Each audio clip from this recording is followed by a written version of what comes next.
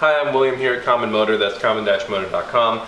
We're back in Houston from our long haul adventure on this 1974 Honda CB450, and it's time to do a checkup on it after the 5,000 miles we put on it.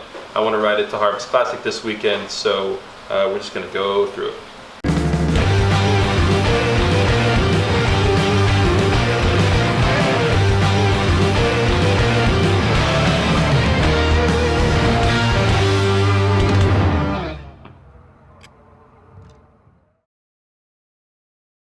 So like I said, we're back in Houston with our long haul Honda CB450. If you haven't been following along, I've did all the work to it required to get it up to mid-Ohio for the vintage days this summer, and then I rode it through Michigan and back to Houston.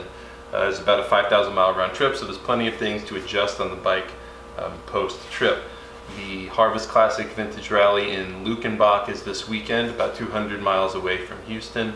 I'm going to try to ride this bike there, so we got to make sure it's in tip-top shape.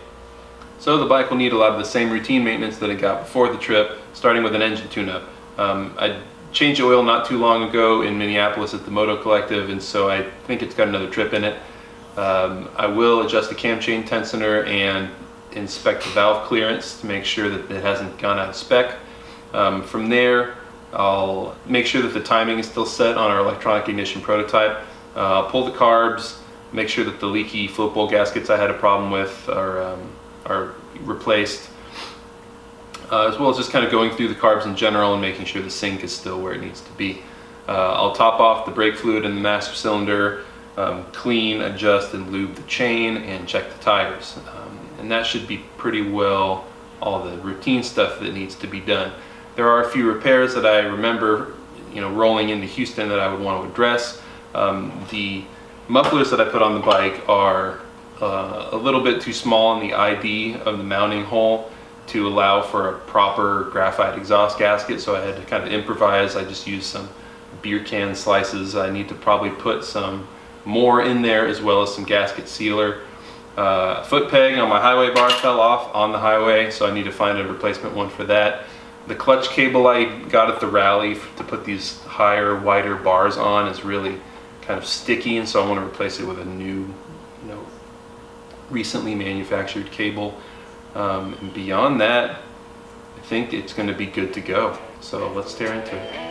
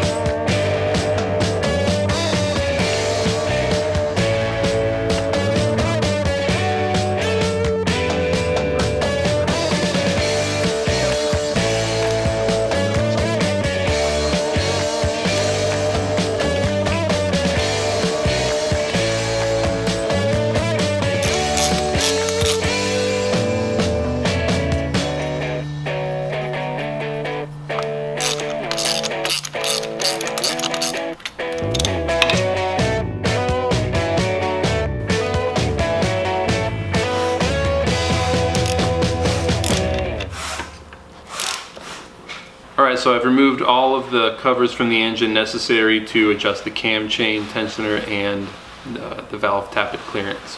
If you want to see this procedure in more detail, we have a dedicated video going through the entire process linked in the description.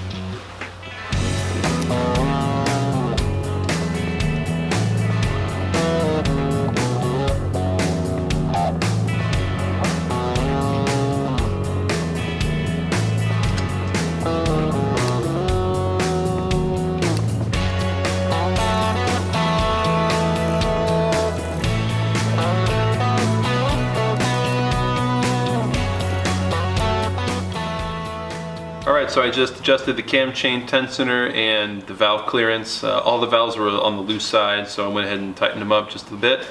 I also adjusted the timing on our electronic ignition prototype.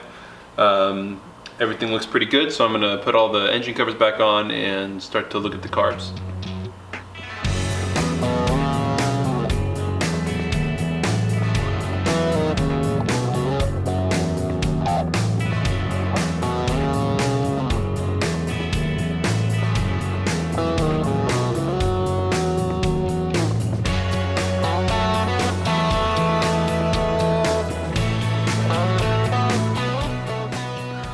Okay, so I've got the carb bowls taken off just to make sure that everything's still pretty clean and nothing's accumulated in there, and they are actually still looking really clean, so I'm not really going to worry about the carbs too much. I really just wanted to get a closer look at the float bowl gaskets. This is the one I was running that started to leak and expand. These are the ones I made from stuff from O'Reilly's, and then these are some from a new supplier that I'm going to try, see if they don't do a little bit better job of resisting the ethanol. So I'm going to get these put back together, do a bench sync, a cable sync, and probably leave the carbs alone from there.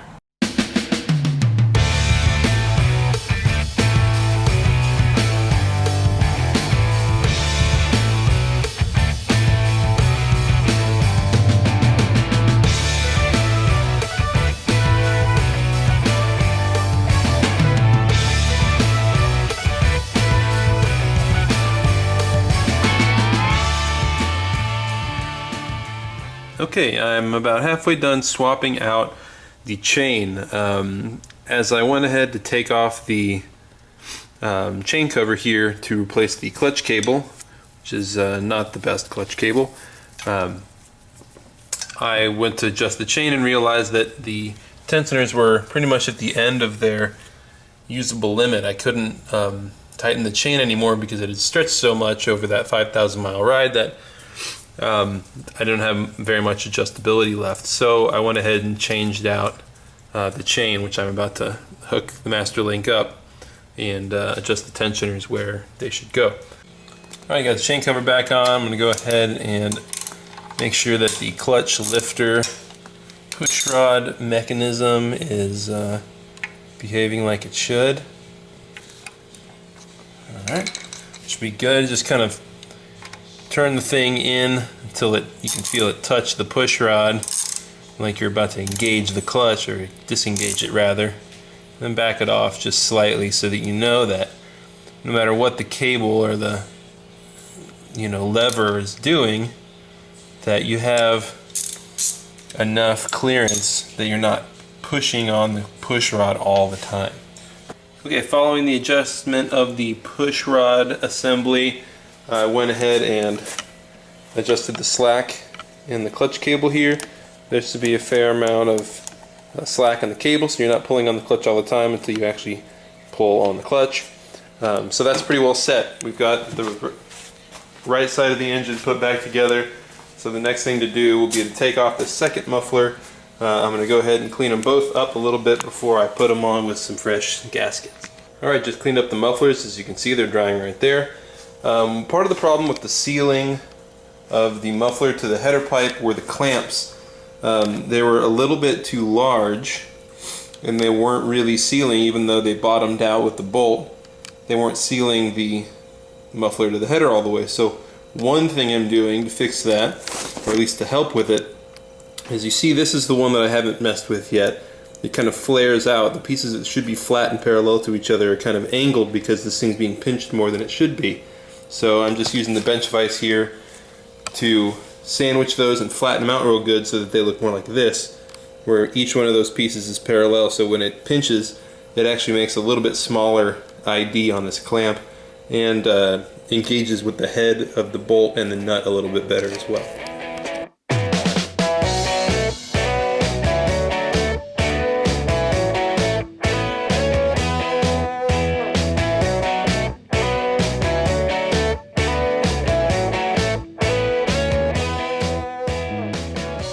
So I checked the oil earlier. Looks like we're a little low. Oil's at the bottom of the dipstick mark, so we're going to go ahead and add a little bit just to make sure we're fully lubricated there.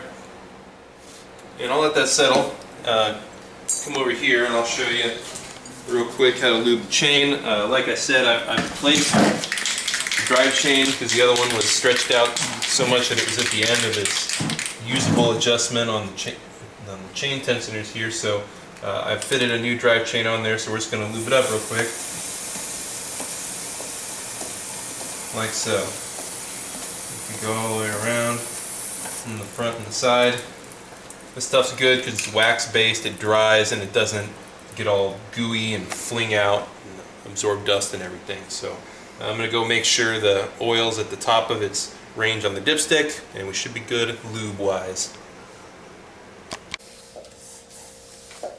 So I secured the mufflers a little bit better and replaced the exhaust gaskets. You saw me top off the oil and lube the chain. I found a replacement foot peg rubber for this front foot peg that fell off on the highway, and now I'm just topping off the tires. I like to keep them just below 30 psi, and I'm going to go ahead and try to fire her up.